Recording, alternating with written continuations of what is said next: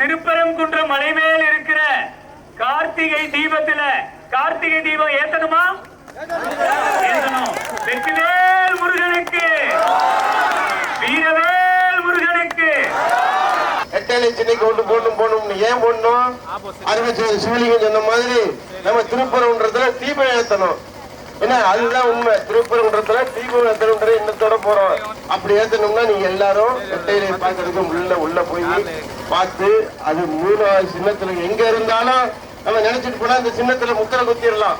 திருப்பரங்குன்றத்தில் இவங்க என்ன தீபம் ஏற்றுறாங்க? ஏற்கனவே அங்கே தீபம் ஏற்றிக்கிட்டு தானே இருக்காங்க. இவங்க நாங்கள் வந்தால் ஏற்றுவோம் அப்படின்னு சொல்கிறாங்கல்ல.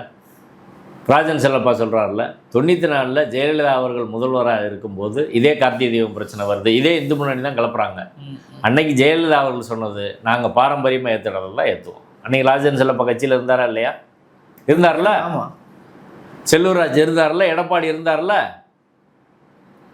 2014 இன்னைக்கு உள்ள தலைமுறையெல்லாம் இருக்கிற 2014 மறுபடியும் இந்த பிரச்சனை இந்து மகாசபையை சேர்ந்த கணேசன் என்பவர் வழக்கு போடுறாரு.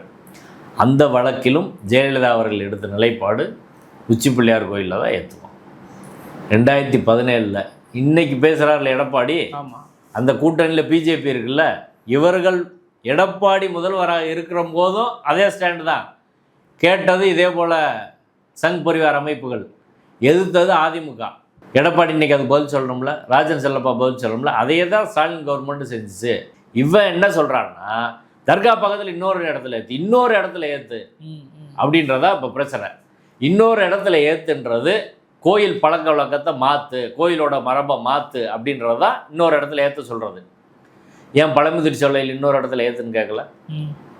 ஏன் பழனியில் இன்னொரு இடத்துல ஏற்றுன்னு கேட்கல? ஏன் திருச்செந்தூரில் இன்னொரு இடத்துல ஏற்றுன்னு கேட்கல? அப்போ வேறு இடத்துலலாம் கேட்காம இங்கே கேட்க வேண்டிய அவசியம் என்ன? மக்கள் அதை யோசிச்சு பார்க்கணும். ஆனால் அதற்கும் இதற்குமான வேறுபாடு, பிஜேபி அங்கேயும் கேட்கல இங்கேயும் கேட்குறாங்கன்னா, அங்கே தர்கா இல்லை, இங்கே தர்கா இருக்கு. இப்போ முஸ்லீமோட வம்புழுக்கிற இடத்துல மட்டும்தான் அவங்க கேட்பாங்க, வேறு இடத்துல கேட்க மாட்டேறான்றதுக்கான விஷயந்தான் இந்த திருப்பரங்குன்றத்தை மட்டும் இவங்க குறி வைக்கிறது. ஆன்மீக ரீதியாக, சமய ரீதியாக அது சரி கிடையாது, நடைமுறை ரீதியாக அது சரி கிடையாது, கோயில் மரபு சார்ந்தும் அது சரி கிடையாது, பிஜேபி எடுக்கிற ஸ்டாண்டுக்கே அது சரி கிடையாது. நீ கேரளாவில் ஒரு ஸ்டாண்ட் எடுக்கிற, தமிழ்நாட்டுக்கு ஒரு இன்னொரு ஸ்டாண்ட் எப்படி எடுக்க முடியும்?